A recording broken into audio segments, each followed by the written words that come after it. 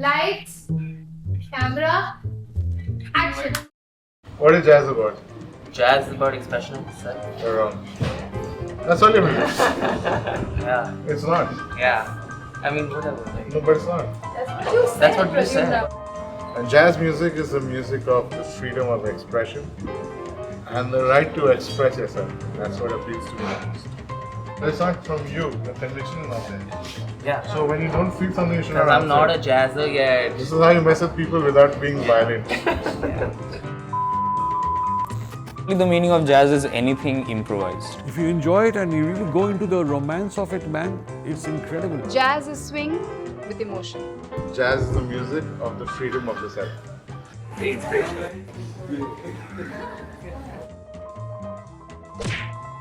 If you go back to the 70s, if you walked on Park Street, you could walk into any bar or restaurant and there'll be jazz playing. Fill my heart with song and let me sing forevermore. You are all I long for, all I worship and adore. The government at the time felt that certain kinds of music were against the culture of West Bengal to begin with and India. And therefore, in order to listen to that music, you had to be taxed. They put heavy taxes on all the restaurants like Blue Fox, Trinkers and others on that street, on Park Street. They put taxes on them for live bands. And most of these live bands are jazz bands. In 1978 was our first jazz fest. It was held right outside NDI, the first jazz fest. And that was like a very unique thing in Calcutta at that time, because there were musicians from around the world who came and performed. In 1982, we stopped because professionally I went off to the US to pursue my own career. But in 2003, actually a little earlier than that, 2000 maybe, my company transferred me to Calcutta to start an IT center. And that time, my old friend Ashok Banerjee approached me and said, "Hey, Satyajit, why don't we restart the whole Jazz Fest?" I said, "You're crazy, right?" I said, no, let's do it. I said, "Okay, let's do it." So our first jazz revival of the Jazz Fest was in 2003 and under the organization called Congo Square. Congo Square organizers of the event are delighted Kolkata has lived up to its reputation for great taste in good music. I think among all the cities in India, Kolkata will probably be the most receptive to jazz. The last time Kolkata saw jazz like this was 25 years ago. The encore to this one will hopefully come much earlier.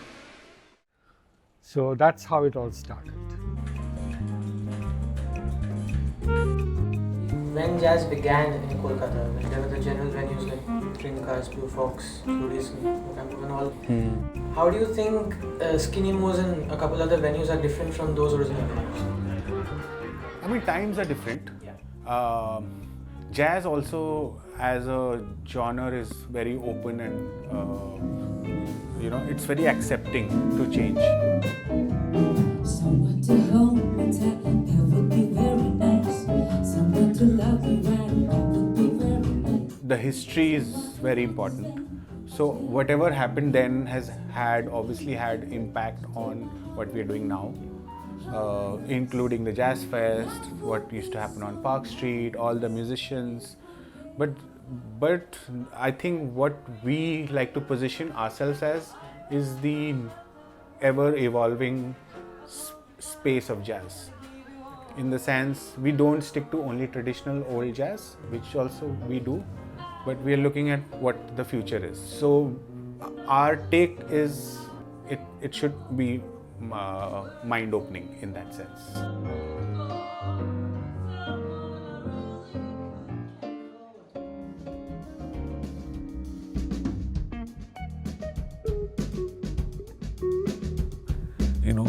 When there's nothing, at least some Skinny Mo's or MPM or somewhere else, well, at least, yeah, sure. See, remember, for me, playing at Skinny Mo's is not about money.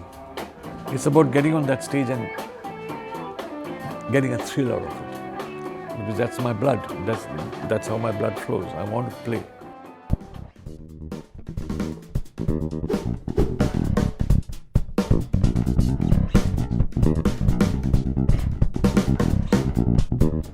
Musicians will always talk about their best gigs, they'll be like, oh, there was that moment in my life when I played this gig and it was incredible, and I remember that, because that imprints into our brain and we get dopamine from those things.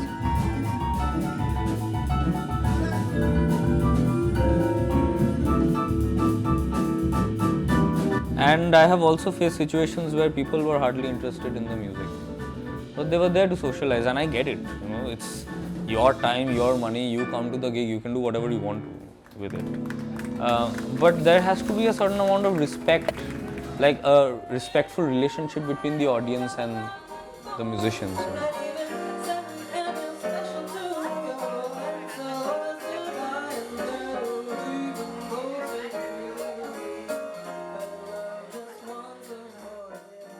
I also see some of the people in the front or whatever, even some student types musicians, and they have these little very romantic eyes and looking at me like this. So they want to really get into immerse into that feeling. Those are the listeners. So their mind camera or whatever heart camera is on. That is way better than a phone or whatever. That feeling will not only teach you something, but it's a growth to your personality. If the musicians are enjoying themselves, usually if the audience is listening even a bit, they will respond. This is something we have realized, that unless they are here for a birthday party and just busy cutting their cake and they don't really care, then you can't do anything. But if they have come with the attitude that there is music, I might listen, and if we're really enjoying ourselves, then they might too. So I think that's a natural progression of things. There's a bit of showmanship where you attract the audience, you put a nice set together, and then you just have fun and they engage. I love it when people ask for jazz and then they want us to play Summer of '69. Oh, wow. So, yeah, that's life. Yeah.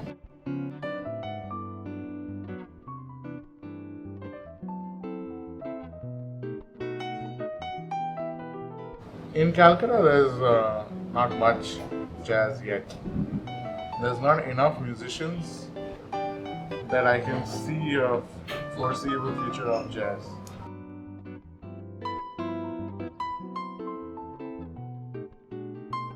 I know that my generation of musicians are looking to move out. They're looking for better opportunities outside of the city, because the city does not have enough opportunities for all the musicians. I mean, there are opportunities, I wouldn't say there aren't, but I think there's a long line to get to that opportunity or to that stage.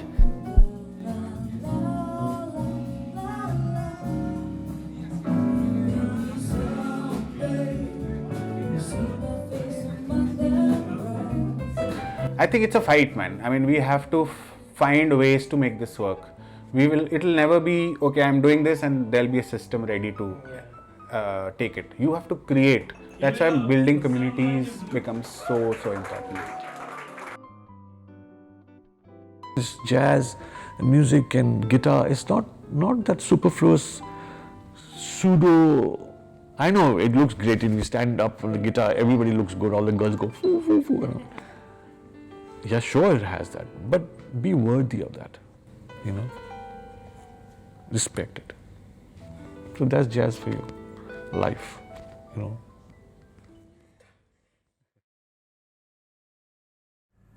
Is the mic on? Mic's on. The next one is by a trumpet player, also a very well-known trumpet player, Kenny Dorham, and he composed this called Blue Bossa. Okay, it's played a lot.